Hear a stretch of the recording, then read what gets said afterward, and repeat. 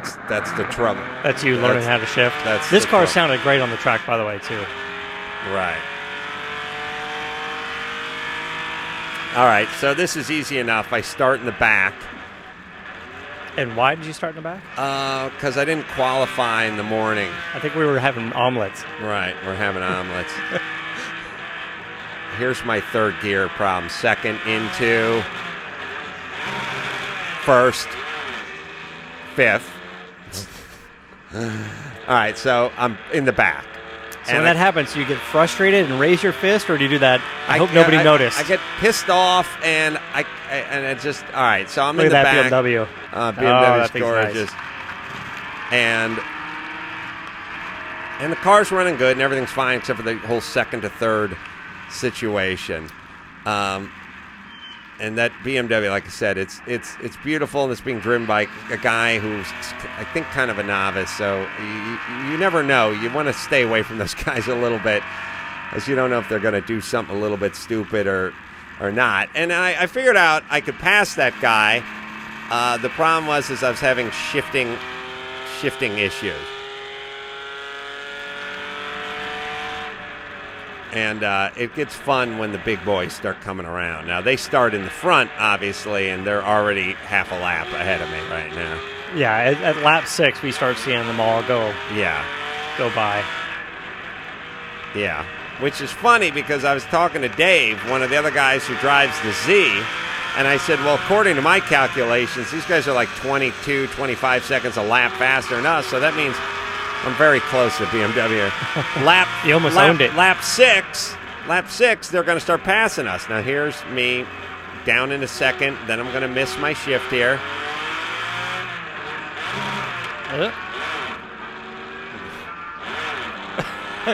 You mean 3 shifts. I just went with 4th gear, and now you can't see the BMW ahead of me anymore.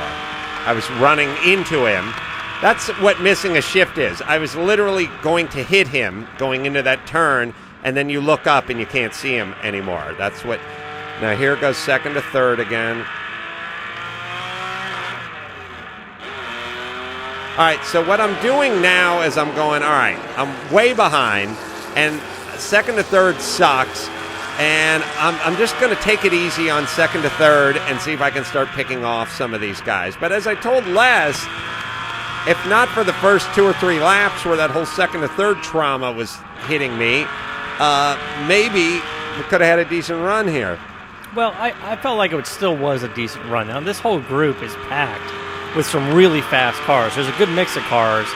And like you said, Bruce Canepa's driving in this group. He's fast as shit. And there's some really quick guys out here. Yeah, there's some quick guys. You're going to see them. All right, now there's that BMW. And it's within my sights. And again, you can go to acecarcast.com if you want to come and check this out. It's really fun video. And it's really it's such clear, high definition. And Jeff did a great job of editing it together so you can see the crowd and you can see me driving. Not bad for 2 days' work. Yeah. And replayxd.com. They're the guys that get us the cameras. They're just great. Yeah, they're awesome. So hopefully... Now, by the way, you'll see that 3.5 BMW must have another 150 horsepower on me because you'll see at a certain point, all right, I'm going to go inside. I kind of want you to get in front of him so I can see the front of his car. All right, so you see it's and there goes the Porsche. So it's a full 3 laps of nothing. I'm still in last place. I'm going nowhere. I can't get that fucking shifting down. And at a certain point, I start short shifting. Like right here, I go, listen, I'm not gonna redline it there. I'm just gonna shift it $7,000 and get it into third. And we hadn't checked out the transmission and we hadn't worked it out. And it was just a regular transmission. All right, so finally got past the Porsche again here. He wasn't fast because he didn't have all those damn lights on. He needed his driving lights All right, and there's that BMW again. That guy must keep thinking, what the fuck is wrong with me? Like, why would I catch up and then fall so far behind each time? You know, he's looking around his car. It's like, is it me? Am I dragging something? What's going on? I will now. I think I will get him for good coming up, but you will see his extra. I'm guessing that 3.5 is making close to 450 horsepower if it's built right. I'm probably making about 275 on that car. So do you know what those BMWs weigh? They're big cars. They're bigger than you think they are. What does yours weigh? There's do you know? A lot of fiberglass on them. My BMW? Yeah. I can tell you. I'm getting by him here. I can tell you that it's a foot longer than the Z car. Can you believe it? Yeah. You can? Because to me, it doesn't look longer. Well, when I saw some photos, the wing kind of comes out quite a bit too, like off the tail. Even without the wing, it is like the car itself is a full foot longer. Wait, here's this guy. Here he goes. Yeah, see, the front of that car looks good. There's his horsepower. See ya. That's why it's nice to have horsepower. Yeah. Because you can just make it up right there. All right, now at some point, and I think this is probably it, I get past this guy, and I love that paint scheme, and I love that car. And now here's where I got to get my third gear here and not push too hard. But at a certain point, I get past the guy, and I get past him for good, and I think that this is probably it. And I think he works for BMW, and he probably doesn't want to ruin a $500,000 or $600,000 car. Now, I don't know who's next in my sights here. We'll see what I'm coming up on now. And you got to keep in mind, while I'm trying to catch up to the next guy, there's some 935s and crazy man in a Camero. And I don't mean a steel-bodied Camero. And an M1 and another 935. And they're all coming up. And they're coming up fast. We'll see who we catch up here. Who we catch up to coming up here.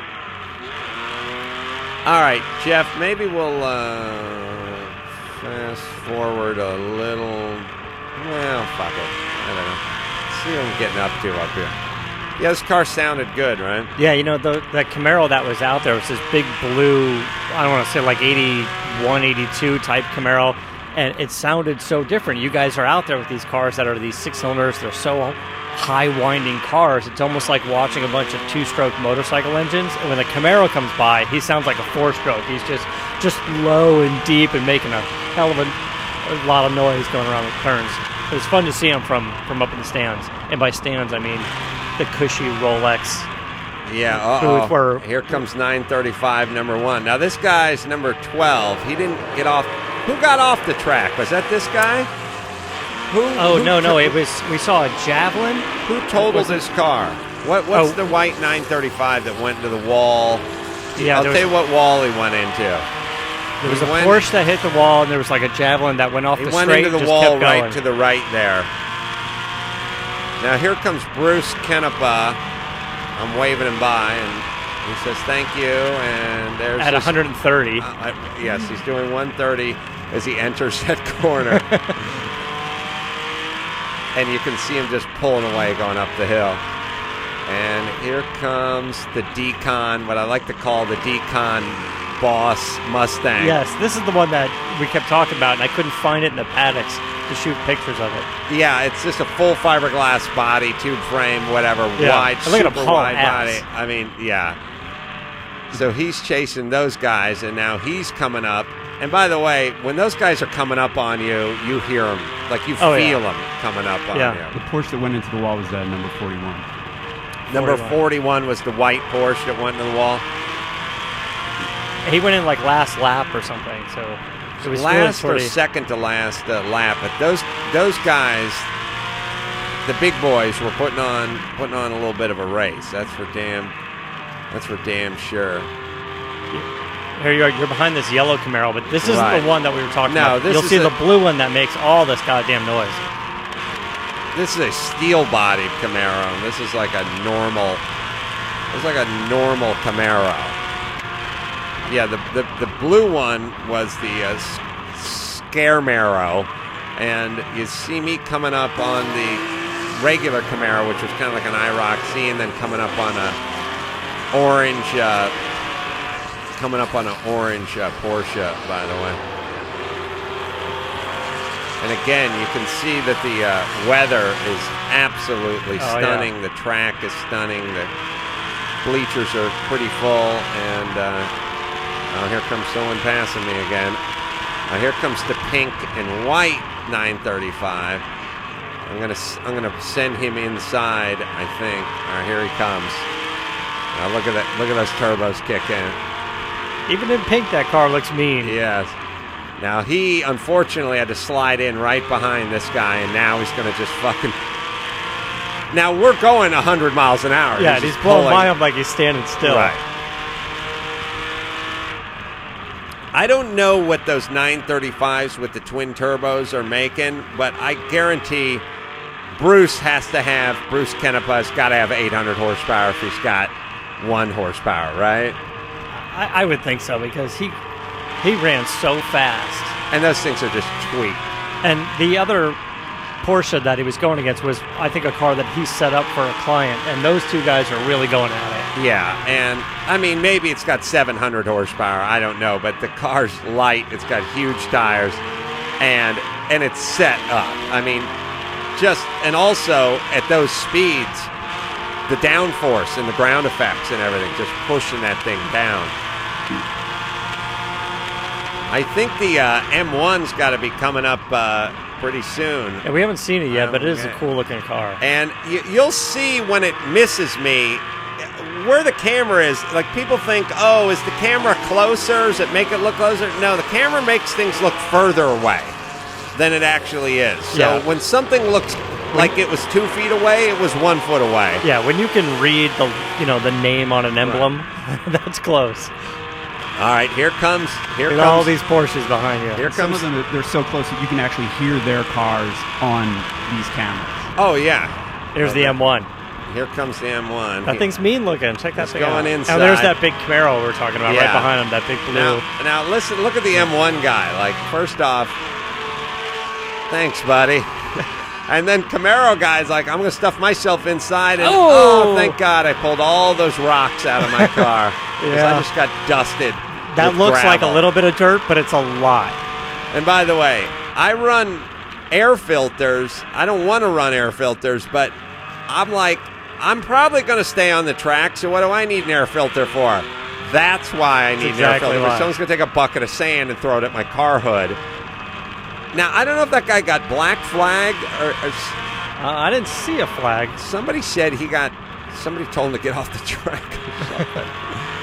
He was going absolutely ballistic trying to catch up to that M1. I do love those M1s in race trim, though. They're just fucking awesome, are they not?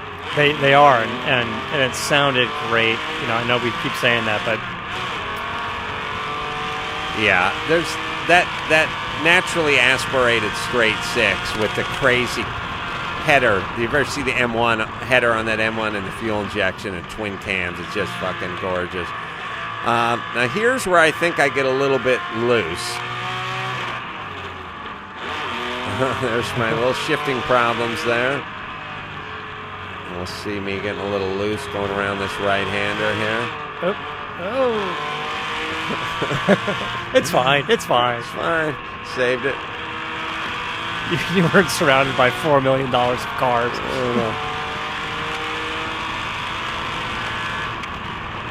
Oh, that was like 106 through the traps there, so I'm moving along pretty good. Now, somebody got way off the track here and then just drove right back on the track. That's me getting by a Z car that's not an actual BRE car. It's a clone car that, for some reason, gets the race. And here comes the 935 again. You pointed at him like, hey, look, 935. I pointed after he passed. Take that side. Yeah, it's great. This guy, this 914, trying to... Yeah, trying to not be in the way. 914 6s are fun cars. And they look great. And they sound great. And they're fun. And, yeah, it's tough racing when you're looking in your rearview mirror and you know the guy behind you is super aggressive and he's super fast. And if anything goes wrong, he's never going to say it's on him because he races every year. That Porsche that just passed you in the 914, that's the one that goes in the wall. It does it like right ahead of you. Right. So the white one, the white 935 that just passed me is the one that's going to be into the wall here in a second. And I think we're going to see him. I don't know if he gets in the wall on this lap or the next lap. Well, this has got to be lap 9, so it's got to be now. It's got to be now. Yeah, and I'm trying to pick off the 914 here. We should see the dude in the wall then as we come around. Well, maybe it's the next lap. I think it's the next lap we see him in the wall. I'm proud to say that Datsun does pretty well against the 914s and the 911s and the naturally aspirated whatevers. It's just not hanging with any turbo big boys. Right, but we knew that. We knew, the car ran well for the right competition it was going against. Yeah, it would have been competitive with other Zs and 914s and 911s and things of that nature. Although it did have, this is an IMSA car and it did have the big. Oh, so that's what you're supposed to do around the corkscrew? Yeah, not drive all the way through it. Yeah. Jeff, we did it wrong. Not get all four tires off it. Now, I had this little weird dilemma at the end here, which is I got one more 911 to pick off before this race is through, and I'm going to try to do it on the last lap here, and I think I do, and I see the checkered flag, and by the way, they gave you the one finger this time. The guy was giving me one more lap, giving me the one more finger lap, which I do appreciate. You sure it was the right finger? It was one. I don't know which one it was. So coming around this turn in front of the grandstands where the Rolex group is, this is where the guy hits the wall, if I remember it right. So, right. And should be there now against the wall. There's a little cloud of dust, and that's him to the left. And he hit the cement pretty good. It took out his fender and front suspension, blah, blah, blah. Now, I got this one last 911 to try to get before the end of the race, and he's pretty far ahead of me with a half a lap to go, but I think I can get him. Even though you don't think I can get him at this point, do you? From here, it looks like no, but hey, maybe there's a yellow flag. You can pass him on that. No, but that's what I'm saying about these cameras. He looks far away, right? Yeah. He's not that far away. Just like that M1 wasn't 9 inches away, it was 2 inches away. I'm sure he appreciated that. You will see I'm going to catch this guy on the last lap, so I was able to pass. Getting closer. I don't know, 8 or 9 cars or 7 or 8 cars or something like that. But when we come around the last corner, there's safety equipment. All right, so I pass him. We're on the last lap. Now I come around and I see a fire truck out there or a tow truck out there. So I don't want to get into it. I don't know. He's going to pass me, but there's a fire truck